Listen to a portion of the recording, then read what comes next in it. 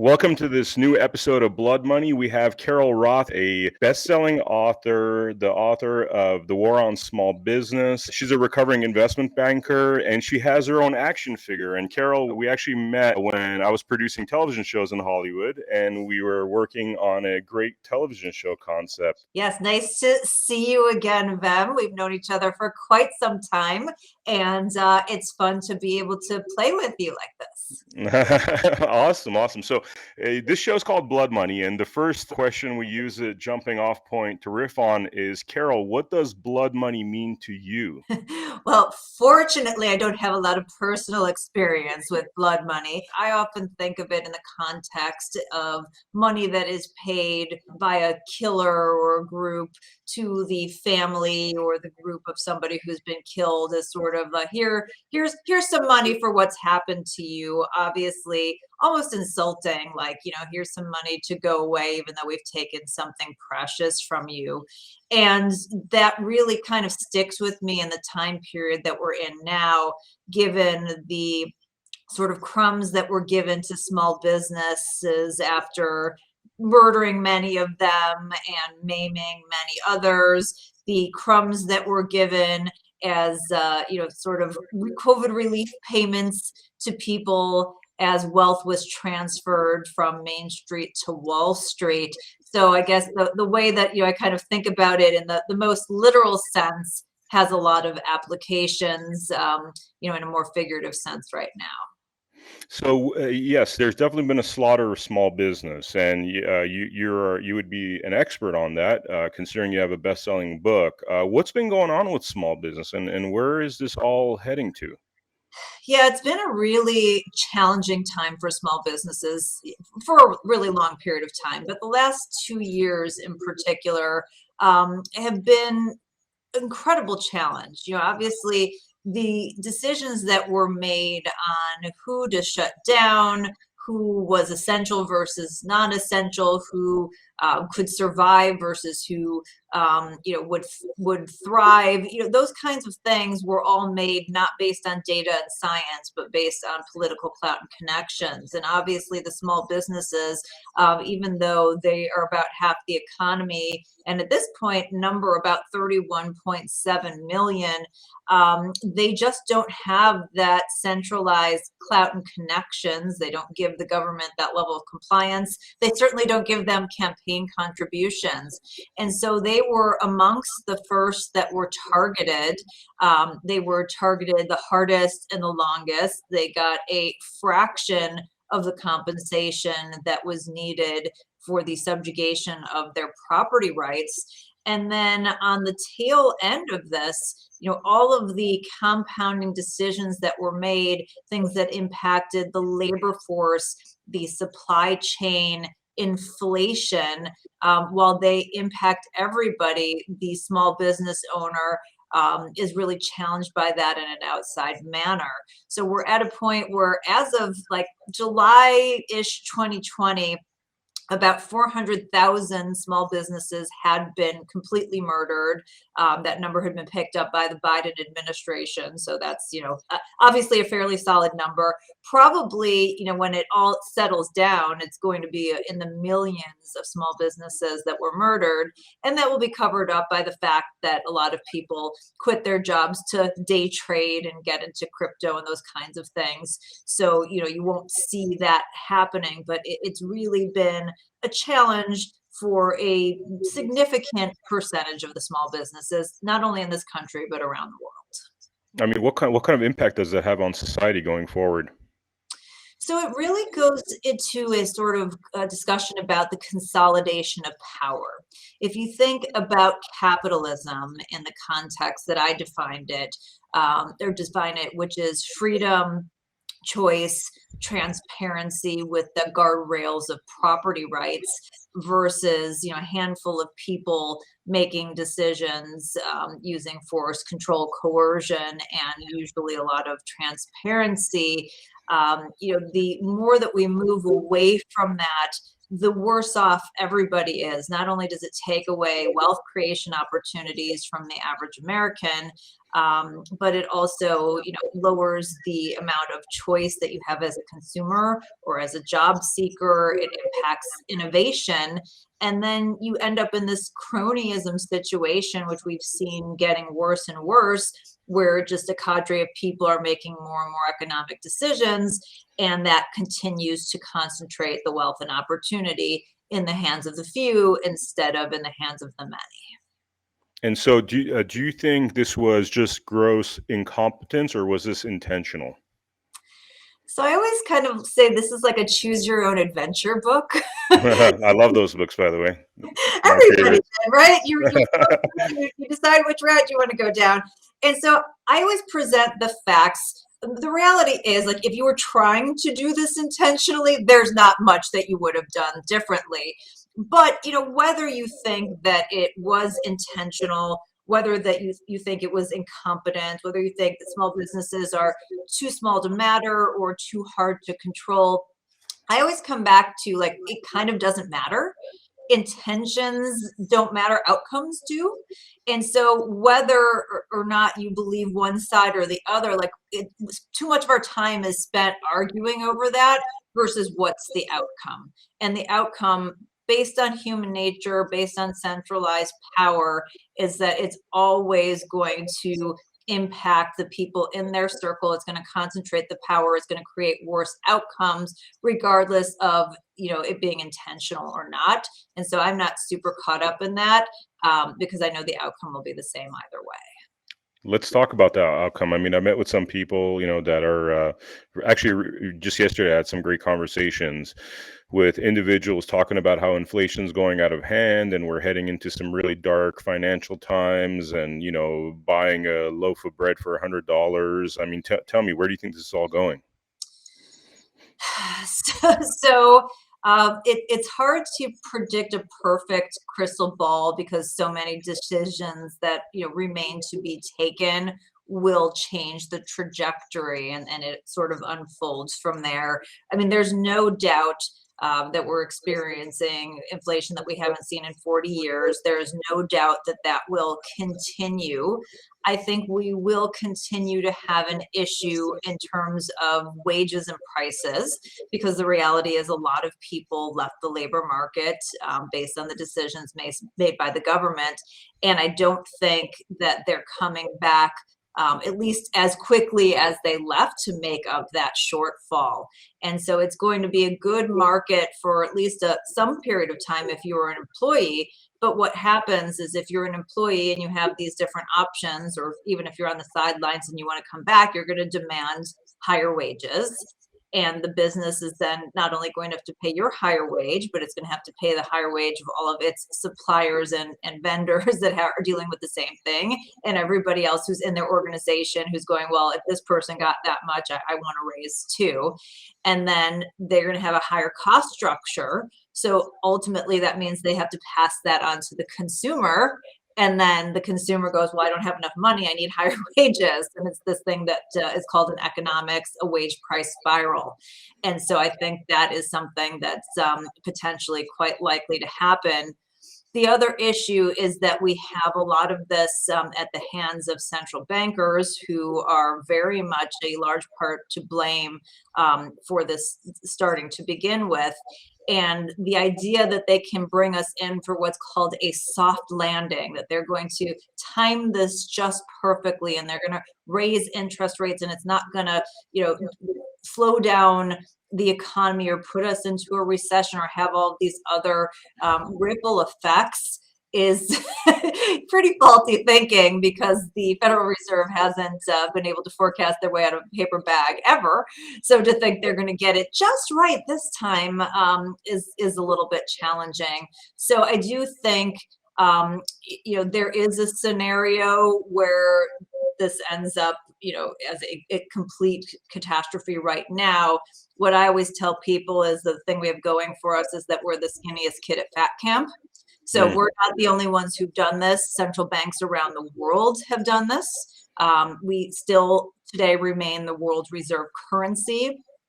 Even though in a way many of our enemies are rooting for us to fail or trying to assimilate in a way that creates this global structure. There's a lot of powers that be here that don't want to see that happen.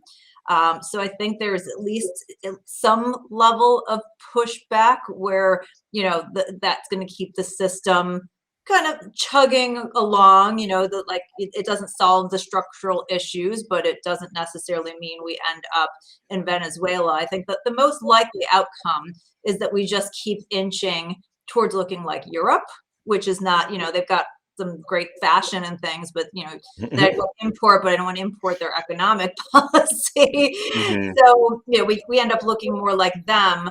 But the outside, issue is that we do end up like a Venezuela situation. And if we start moving in that direction, then we probably have, massive civil unrest, war, and then the whole thing just kind of, spirals out of control. But I think that's probably the outside, unlikely or not impossible, but like if you were handicapping it, like that's not the likeliest outcome, at least right now. So you don't think like a massive depression or something like that's on the horizon? I think a significant recession is a very real possibility depending on the decisions that are made and undertaken by the Fed and also the government who keeps trying to spend into this period of time that has already accelerated inflation and keep going, oh, that's gonna bring down inflation. Well, I'm sorry, like I went to Wharton and like we didn't learn that in our economics Yeah. or finance courses. So I don't think that's going to happen. So it just depends on some of these decisions, and if they back off some of these bad decisions that are being made and let us move more towards a market-based decision model, or if they want to just try and centrally plan our way out of this. The more that they move in that direction, the worse off it is going to be for us. With all the money printing and how much in debt we are, I mean, how do we get out of this mess? This is the $30 trillion question, Bem, and it's one Mhm. that me and many other folks who are nerdy sit around and ponder. And there's a range of outcomes. The reality is, and part of the reason we're in the situation that we are in, is that right now some crazy amount of money, I think it's like somewhere between 10 and 15 cents of every tax dollar is going to pay for interest on our debt. So the debt is stuff that we've already bought. The interest is the financing cost. So as you're paying in taxes, some slice of that is going to not only pay down the stuff we've already bought for, but pay interest on that. So taking away from the ability to, buy and do new things, so to speak. As Mhm. interest rates increase, if they got back to a generally normalized level, the predictions are within a decade that 30%, so 30 cents out of every dollar that is taken in for taxes is going to go, again, not to pay down the debt, but just for the interest on that debt. Uh, Mhm. which means that we either need to raise taxes, decrease spending, which obviously we don't think is probably going to happen, or they need to figure out something else. Now, one other issue is that who owns the debt? So we have some debt that's owned by China and Japan. If you were very crafty, you'd be going to China right now and go, you just cost us all this money, like this debt, like we're just taking it back and just, Xing it off. I don't know that anybody's going to have the balls to do that, but you could. Some of it's owned by investors. You go out and you buy treasury bonds. So obviously they have to pay that. And then a lot of it is owned by us. So there is this discussion of, is there a world agreement where we all just kind of go, well, we've all done this bad stuff. It sucks, but it's going to be really bad if we kind of get it to this point. So let's all have a global like reduction in debt and everybody agrees and it just kind of moves from there. So I don't know, but there are, implications of that, your continued money printing, the move towards a potential digital dollar by the Fed, and all of these things that really could destroy the value of our currency, which is why it's really important for people to own assets that appreciate in value and not just hold money in cash. Let's talk about some of those assets. Like as a business consultant, what advice would you give to people at this, in this day and age in terms of trying to protect themselves against future depression?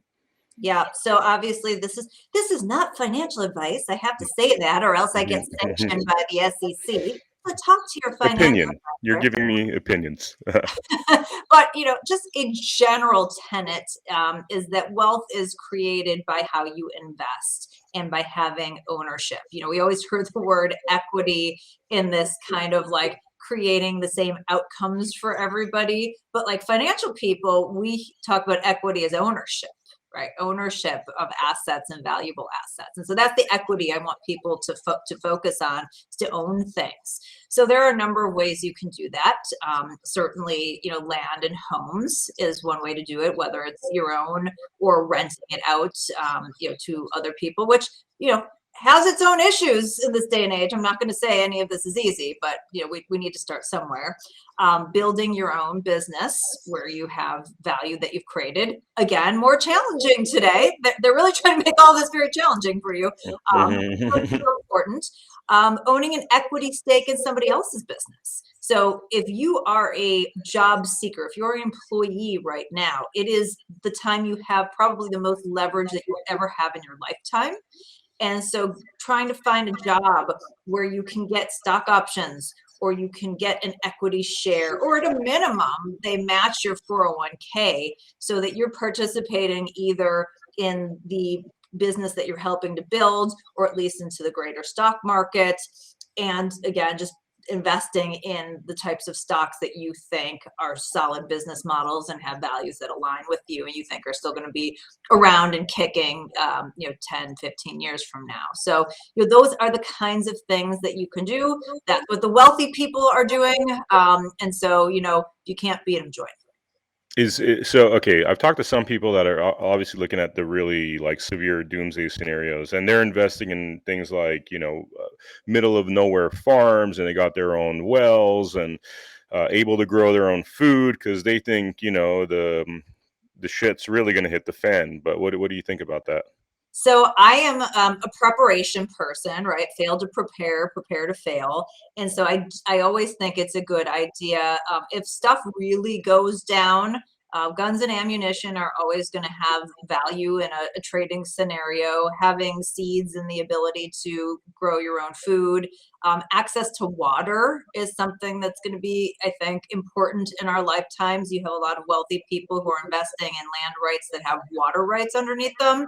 That's always a head scratcher. So I would be thinking about that.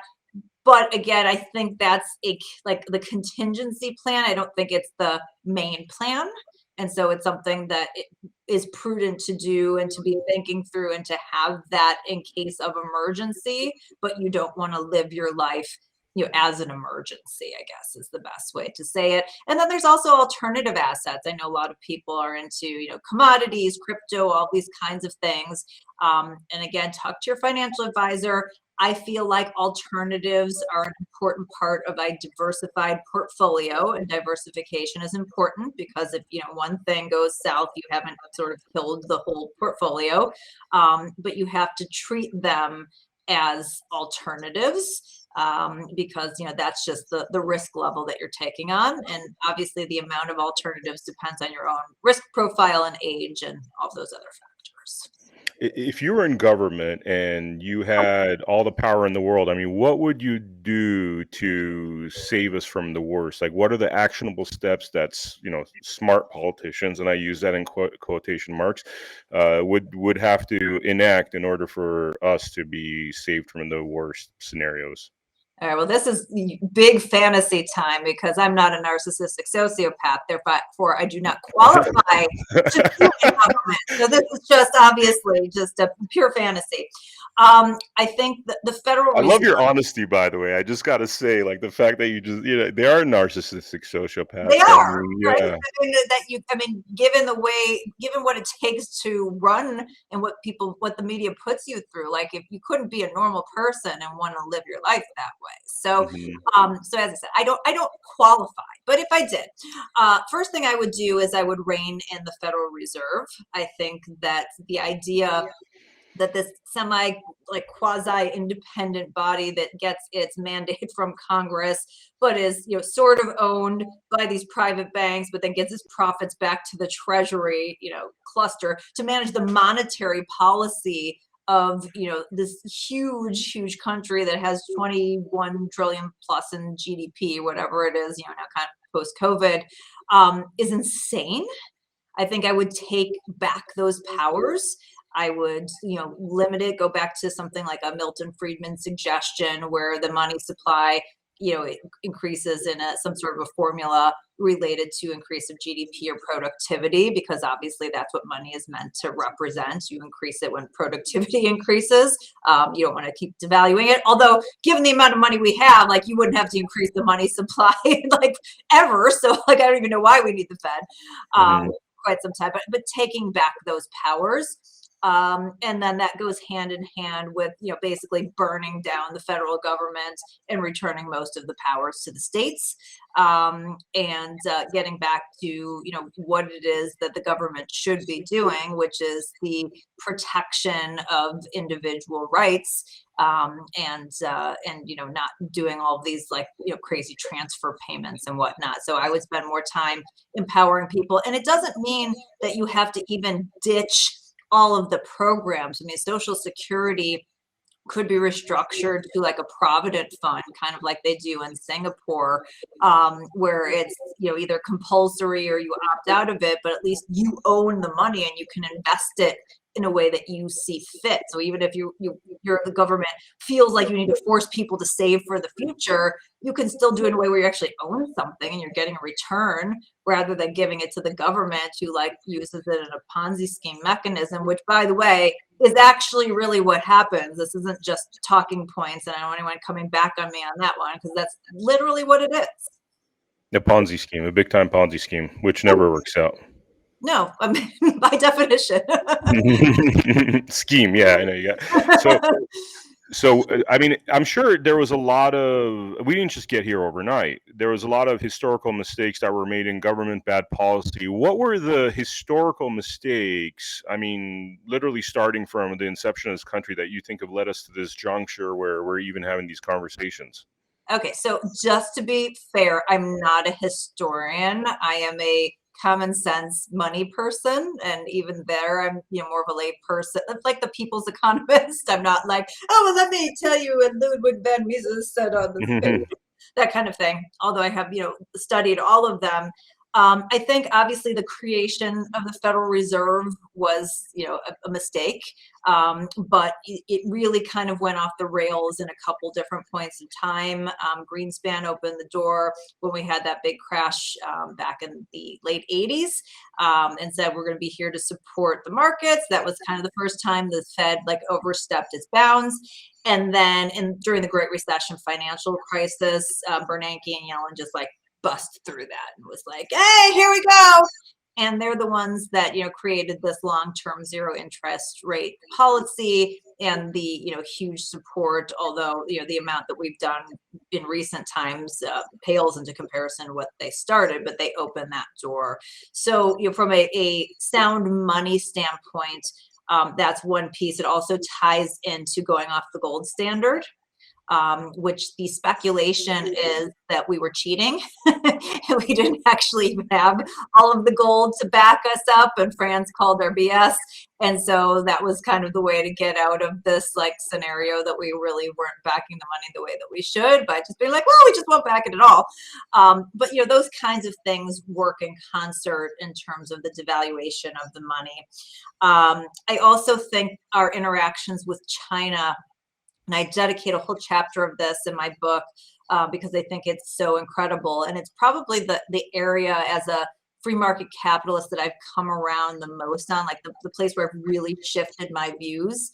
I used Mhm. to is, oh, free markets, like we should be able to trade. But the reality is, as I, spent time as a student of this, you can't have capitalism with a partner who's not capitalist. You can't have a communist partner and somebody who doesn't believe in individual rights and particularly property rights and expect that you're going to get the benefits of this. And so our relationship with China exported capitalism to them in a way that really benefited China, and it imported central planning to us in a way that really screwed us over.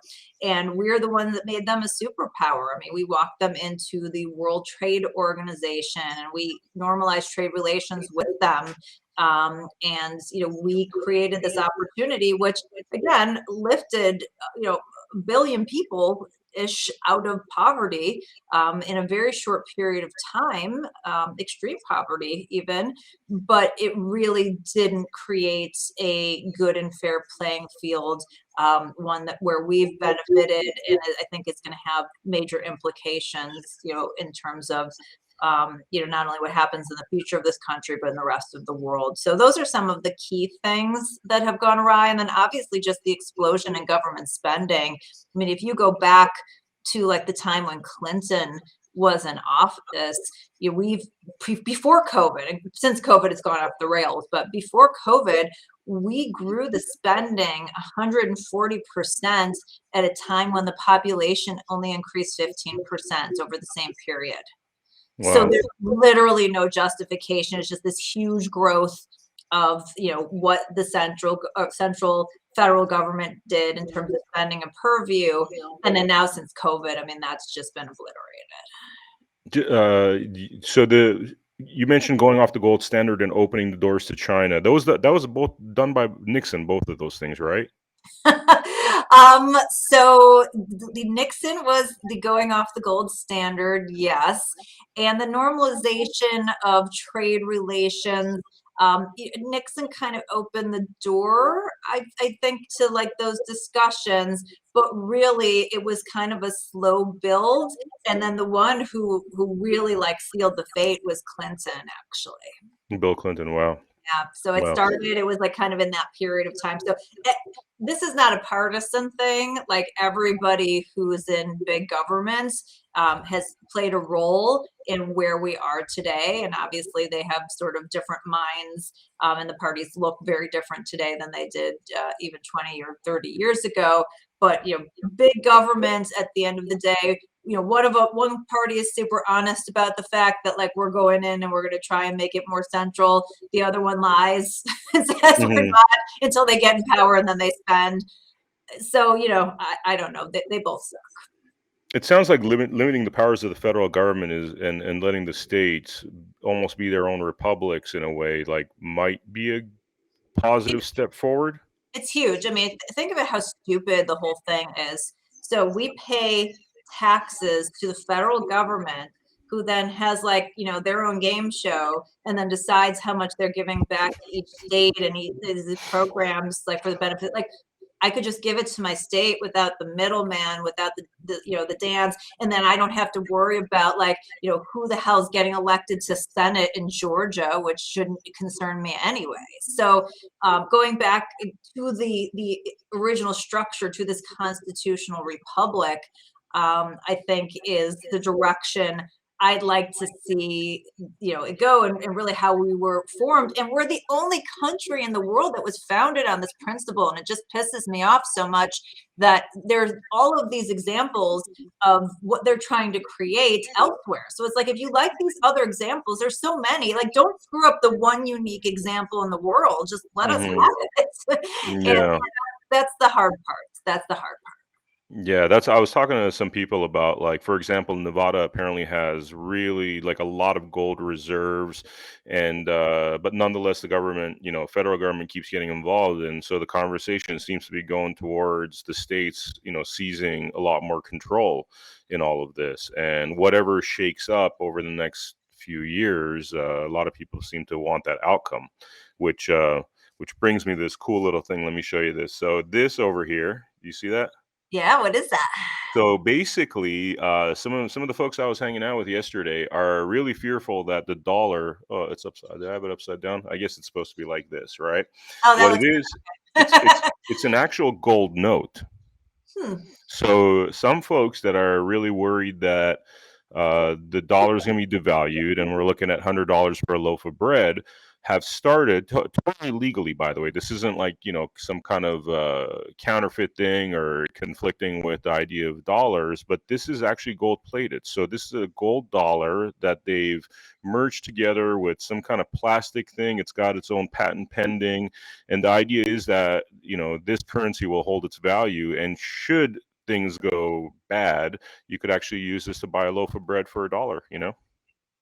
If the bread is $1, the If bread's the bread is probably going to be $300. So you're going to carry your stack of notes this big to go buy your bread. yeah. I think the gist of this though is that since it's gold, it won't or it's like, what is it, 1/1000th of 24 karat gold, it would actually hold its value in those times.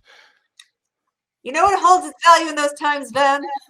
Guns, bullets, Guns. water. Guns, bullets, seeds, water.